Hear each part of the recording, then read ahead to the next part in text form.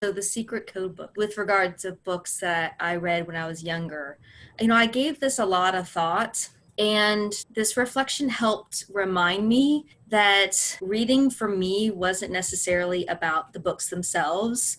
It was about what I was able to do after reading the books. So when I started to think about books that were outside the classroom, I started thinking about how I always gravitated toward books that would enable me to solve puzzles in some way, shape, or form.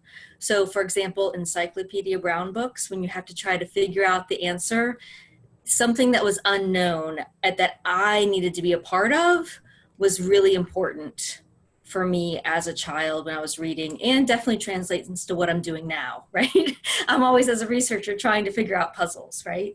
So I would say that there isn't necessarily one book, but books such as the series books, such as Encyclopedia Brown, such as Nancy Drew, and I know these are going classics and it's probably dating me at this very moment, but that's really what I resonated with, in addition to a lot of science fiction fantasy. A Wrinkle in Time, A Wind in the Door, A Swiftly Tilting Planet, those books were not necessarily not available in school. They just weren't readily available in school, right? So it was up to me to find these books. And thankfully, I had a fabulous librarian who saw what I wanted, and that was to think about complex ideas and to think about unknowns and to think about things in ways I hadn't thought of before.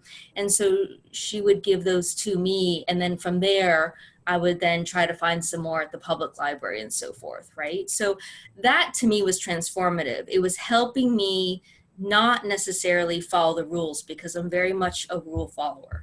Those books enabled me to live outside the world that I was living, right? And that, in a way, not just rule following, but to really help me think about, wow, there's a lot more to life than what I'm experiencing now. Even though everything was fictitious, it was the realm of possibility.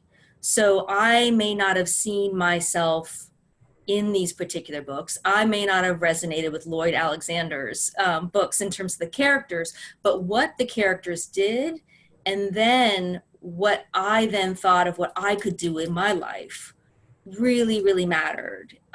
It enabled me to be one of the first people in my family to travel, right? We didn't travel, we traveled through books.